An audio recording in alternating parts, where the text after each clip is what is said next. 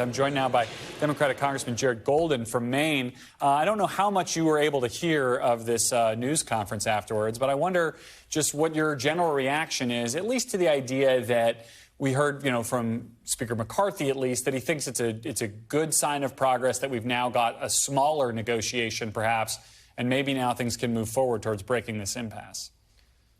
Well, I was able to listen in, and of course I agreed to come on the show last week not knowing that they were meeting at the White House today. But what I would say to folks back home is don't pay attention to what gets said at the microphone following a meeting like that over the next 10 or 15 minutes or several hours. Watch what happens over the next 48 hours. Who's meeting with who, and it sounds like everyone has agreed that staff and others are going to be carrying on these conversations. That's no different than last week.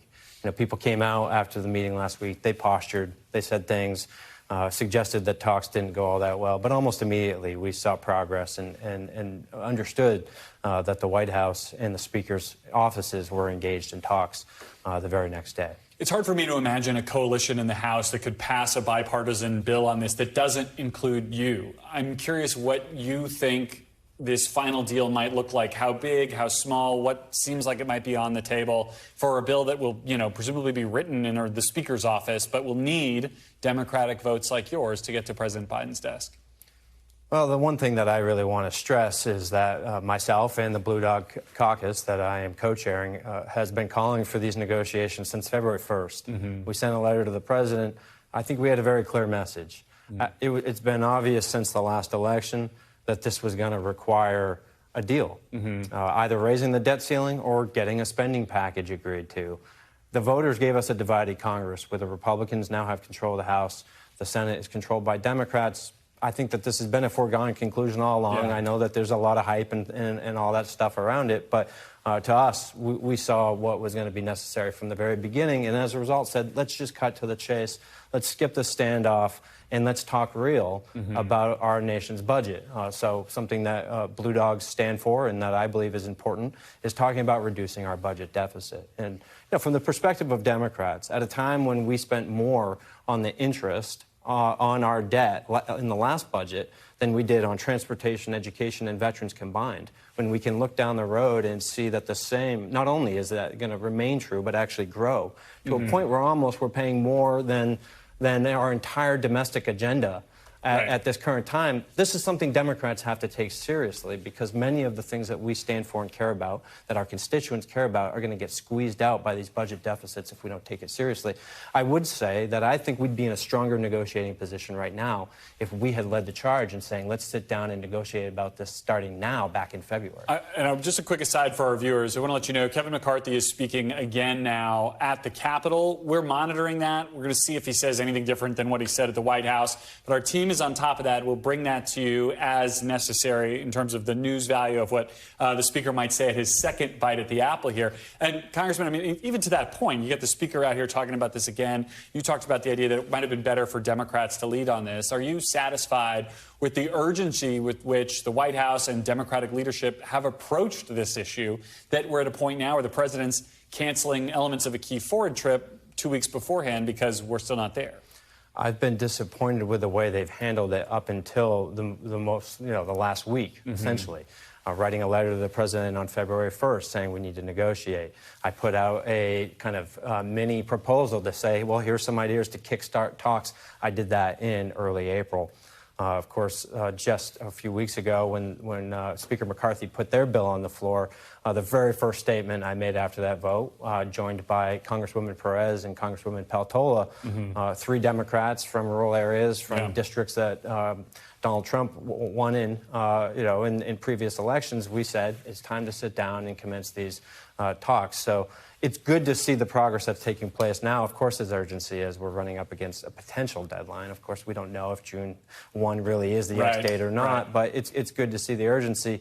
It didn't have to be this way. You certainly don't want to see it come down to that day. We know that to be a sure thing. Sure. I want to ask you, one of the elements that seems to have come up in this discussion over the last couple of days is it's this focus on work requirements, changing work requirements for some of these various government assistance programs, whether it be for food stamps, potentially Medicaid has been discussed. Speaker McCarthy has said it's a red line for him that has to be in there. Some Democrats have said it's a red line that these work requirements can't be touched. I wonder where you fall on that issue, again, representing a rural district where these benefits are really important. Well, to date, I've been focused on the process and a desire to get Democratic leadership to acknowledge what was going to happen and how can we position ourselves for these negotiations from the strongest position possible. And like I said, I think we're in a weaker position because the no negotiating stance was always right. it was not tenable. Yeah. And now we're in it. And that's splitting hairs, whether we're negotiating on the debt ceiling or not. I think everyone knows what is going on. Here's the point I want to make. From a fiscal stability standpoint, yes, we need to reduce our deficit, but we can't let it be defined as just cuts to important programs. We can talk about taxes on the wealthiest Americans in this country, rolling back portions of the 2017 tax cut, which largely benefited a lot of very wealthy households and individuals. We can dedicate that to paying off this nation's debt, to getting a handle on our budget deficit. Should Democrats be insisting put that on the table? Should Democrats be insisting on having a tax part of this debate? Like, say to Republicans, if you're really that serious about the debt and deficits, you have to talk about this part of it too. I would say to folks back home is anyone who claims that they're serious about fiscal responsibility has got to be willing to acknowledge that it is raising revenues, it is making sure that our spending is thoughtful and well-targeted, not wasteful, and it is being open to things like caps and cuts. Sometimes it's going to require that we respond to emergencies like we did with COVID, and Congress responded to that in a very strong bipartisan way. But now's a good time to talk about getting our fiscal house in order. But you cannot cut your way out of our budget deficit or out of the debt that we have, and you cannot tax your way out of it. It's got to be an all-of-the-above approach. You talk about what you say to folks back home. What do folks back home say to you about this issue? I asked that because we had a story on NBCNews.com, I guess yesterday, about the idea that most of the people out in the country are not paying close attention to this issue, that they kind of understand there's this theoretical major problem here, both with the debt broadly and the debt ceiling specifically. But it seems like just another one of those Washington things that people get hyped over, but then it never really becomes an issue. What do you hear from your constituents on this? In general, I think I hear that they're tired of the games. This looks like political, brinksmanship. It looks like partisan fighting. It looks like a lack of leadership coming out of Washington. And really what I think my constituents have largely said to me is we're sending you down there to get the job done for the country. And we could skip all of the fighting here. The standoff, like I said, would have been better had these negotiations started many months ago. Nevertheless, here we are now. I'm not interested in trying to pick at what may or may not be agreed to by the president and Speaker McCarthy at this point, because we got to wait and see what comes out of it, and then each of us decide what we can and can't support. But again, good that they're negotiating in earnest at this point in time. I've found the only people more motivated by deadlines than journalists have been members of Congress, and this just proves that one more time. Jared Golden, thank you for coming in and talking about this today on a very busy breaking news day. We appreciate it. Thanks for watching our YouTube channel. Follow today's top stories and breaking news by downloading the NBC News app.